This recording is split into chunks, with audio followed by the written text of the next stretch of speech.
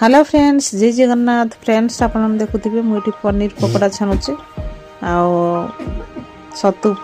पकोड़ा छाणी सारानी आ chilli बनवाई मसला सब प्रस्तुत कर देचे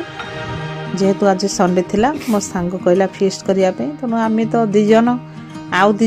दीज सांग भी अच्छा 4 जन मिसिक आम फीस्ट करुचु छोट पार्टी देखु आमर पनीर पकोड़ा छणा है छतु छणा हो जाए ऑलरेडी आमर छाणिक खाई सारे स्टार्टर रे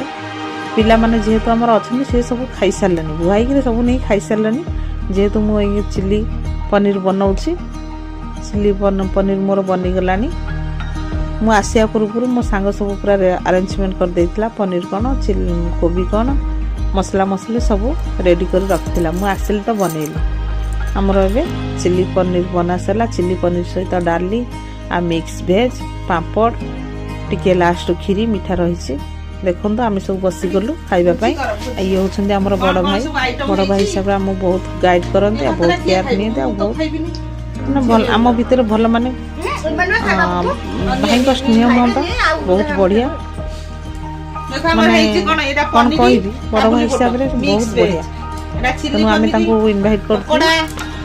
बापा को मशरूम पकोड़ा हमर सब कोन बनाई पियाज लंका पापड़ डाली pakora mix veg chilli paneer papad डाली आ लास्ट रू टिके रही हमर खीरी आ मीठा आमे माने खाउछ आपण माने मध्य आसंतु खाआंतु हम फीस्ट रे जॉइन करंतु आ जदी आपण माने कोठी फीस्ट करूछंती हमको इनवाइट करंतु आमे जाई कि मु जाई स्पेशल रोसई करी आपण माने खाया को देबी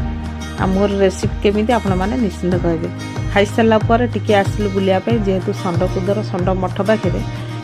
बढ़िया पिकनिक स्पॉट आपन को विश्वास करें एत सुंदर जगह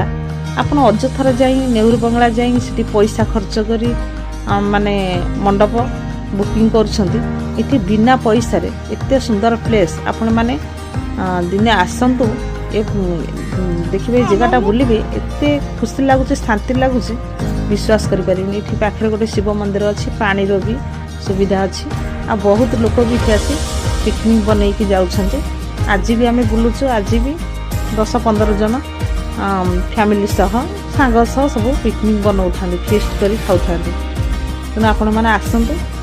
निश्चिंत भाव जगह आपको भल लगे आपण मैंने पिकनिक बनई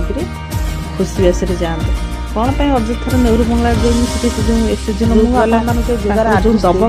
कहले न पिकनिक करते मत कमेंट जन आराम से आपण मैंने फीस्ट मजा नहीं पारे।